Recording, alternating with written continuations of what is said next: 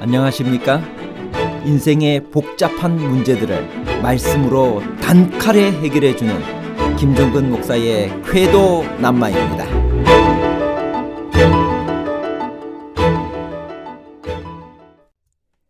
가난한 자들은 죽어 천국에 들어가고 부자는 지옥에 떨어지나요? 살았을 때 좋은 것을 받은 사람은 죽어 고생해야 하나요? 불꽃 가운데서 사람들이 고통당하는 지옥이 과연 존재하나요?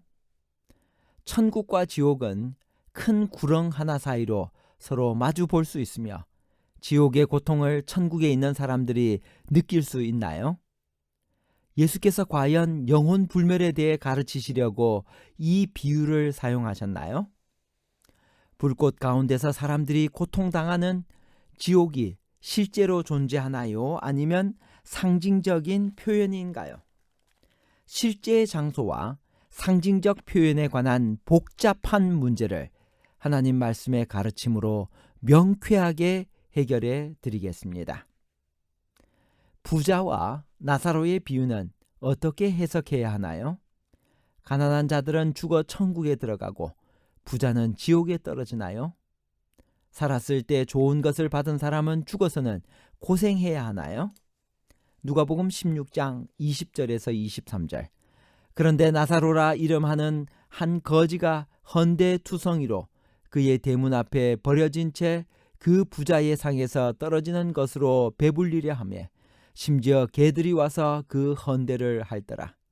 이에 그 거지가 죽어 천사들에게 받들려 아브라함의 품에 들어가고 부자도 죽어 장사되매 그가 음부에서 고통 중에 눈을 들어 멀리 아브라함과 그의 품에 있는 나사로를 보고. 불꽃 가운데서 사람들이 고통당하는 지옥이 과연 존재하나요? 누가복음 16장 24절. 불러 이르되 아버지 하나님이여 나를 긍휼히 여기사 나사로를 보내어 그 손가락 끝에 물을 찍어 내 혀를 서늘하게 하소서. 내가 이 불꽃 가운데서 괴로워하나이다. 어떤 사람들은 이 비유를 문자 그대로 받아들여 영혼 불멸 교리의 중요한 근거로 생각합니다. 즉 천국에 간 거지 나사로와 지옥의 불꽃에 떨어진 부자처럼 사람이 죽어도 영혼은 살아서 천국에 가기도 하고 지옥에 떨어지기도 한다는 것입니다. 만일 그렇다면 몇 가지 풀기 어려운 문제들이 생깁니다.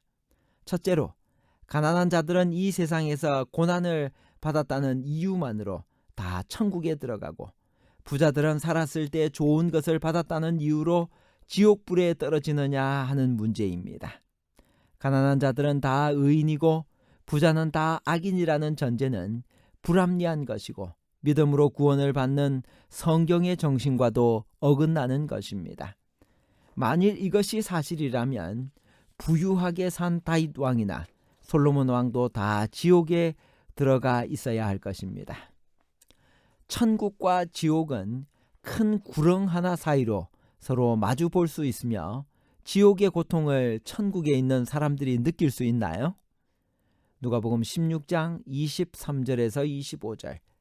그가 음부에서 고통 중에 눈을 들어 멀리 아브라함과 그의 품에 있는 나사로를 보고 불러 이르되 아버지 하나님 아브라함이여 나를 긍휼히 여기사 나사로를 보내어 그 손가락 끝에 물을 찍어 내 혀를 서늘하게 하소서. 내가 이 불꽃 가운데서 괴로워하나이다. 아브라함이 이르되 예, 너는 살았을 때 좋은 것을 받았고 나사로는 고난을 받았으니 이것을 기억하라. 이제 그는 여기서 위로를 받고 너는 괴로움을 받느니라. 천국과 지옥이 구덩이 하나 사이로 서로 마주 볼 수 있는 공간인가요? 비유에서 부자는 눈을 들어 천국에 있는 나사로를 보고 물을 달라고 청합니다. 만일 천국과 지옥이 서로 마주 볼 수 있어서 사랑하는 가족이 불꽃 중에 고통당하는 모습을 보게 된다면 과연 그곳이 천국이 될 수 있을까요? 라는 문제가 생깁니다. 천국이 아니라 최고의 고문 장소요, 생지옥이 될 것입니다. 그러므로 이 비유는 그 당시 유대인들에게 익숙한 개념을 사용하시어 재물의 올바른 사용이라는 주제를 사용하려고 도입하신 비유이지 사실 자체는 아닌 것입니다. 비유를 가지고 교리를 만드는 것은 가장 잘못된 해석 방법입니다. 예수께서 과연 천국과 지옥 같은 영혼 불멸에 대해 가르치시려고 이 비유를 사용하셨나요? 이 비유를 사용하신 목적은 무엇인가요? 누가복음 16장 13절입니다. 집 하인이 두 주인을 섬길 수 없나니 혹 이를 미워하고 저를 사랑하거나 혹 이를 중히 여기고 저를 경히 여길 것임이니라. 너희는 하나님과 재물을 겸하여 섬길 수 없느니라. 이 비유의 참뜻을 알기 위해서는 먼저 몇 가지의 전제가 필요합니다. 첫째로 이것은 실제 사실을 말하는 것이 아니라 어떤 교훈을 가르쳐 주시기 위한 비유에 불과하다는 것을 알아야 합니다. 비유는 어디까지나 비유이지 사실은 아닙니다. 나무들이 서로 대화하는 비유가 있다고 해서 나무들이 실제로 말하는 것은 아닙니다. 둘째로 예수님께서는 청중들이 잘 이해할 수 있도록 그들의 입장에서 이야기하셨습니다. 즉 그들의 언어와 그들이 익숙하게 알고 있는 그들의 이야기를 사용하여 교훈을 전달하셨다는 것입니다. 셋째로 이 비유는 재물의 올바른 사용에 대한 일련의 비유 중 두 번째 비유입니다. 즉 이 비유의 주제는 영원한 생명을 위해 재물을 올바르게 사용하라는 교훈입니다.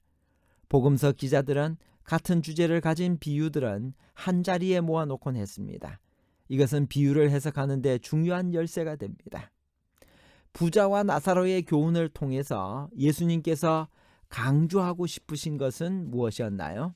첫째, 사람의 영원한 운명은 현재의 재물이나 신분에 따라 정해지는 것이 아니라 현재 어떻게 사느냐에 따라 결정됩니다. 부자라고 혹은 유대인이며 바리새인이라고 해서 영생이 보장되는 것은 아닙니다. 둘째, 이 세상의 재물은 미래를 위해 올바로 사용해야 합니다. 부자는 부유하기 때문에 멸망에 떨어지는 것이 아니라 그의 재물을 자신만의 쾌락만을 위해 사용했기 때문에 멸망하는 것입니다. 셋째, 한 번 죽은 다음에는 잘못을 만회할 또 다른 기회는 없습니다. 넷째, 성경 말씀만이 사람을 회개시킬 수 있는 유일한 길입니다. 성경을 거절하면 심지어 죽었다가 살아난 사람이 권면해도 듣지 않을 것입니다. 실제로 죽었다가 나흘 만에 살아난 나사로의 말도 그들은 믿지 않았습니다. 왜 예수께서 하필이면 이렇게 오해를 일으킬 수 있는 비유를 사용하셨을까요? 부자와 나사로의 비유는 그 두 사람으로 표상된 두 계급의 사람들이 내세에서는 어떻게 평가될지를 보여준다. 부정한 수단으로 재물을 얻지 않았다면 부자가 되는 것은 죄가 아니다. 재물이 많기 때문에 부자가 정죄받는 것은 아니다. 그러나 그가 자기에게 맡겨진 재물을 이기적으로 사용하게 되면 정죄함을 받는다. 사람이 그의 재물을 선을 행하는 때 사용하므로 그의 재물을 하나님의 보좌 옆에 쌓을 수 있게 된다면 얼마나 좋을까. 이처럼 영원한 부를 얻기 위하여 자기 자신을 헌신하는 사람은 사망이 그를 가난하게 할 수 없다. 그러나 자신을 위하여 재물을 쌓는 사람은 그 중에 아무것도 천국으로 가져갈 수 없다. 그는 자기 자신이 불충실한 청지기임을 실증했다. 그는 한평생 재물을 풍부히 가지고 살아왔으나 하나님께 대한 자기의 의무를 등한히 했다. 그는 하늘의 보물을 얻는 일에 실패했다.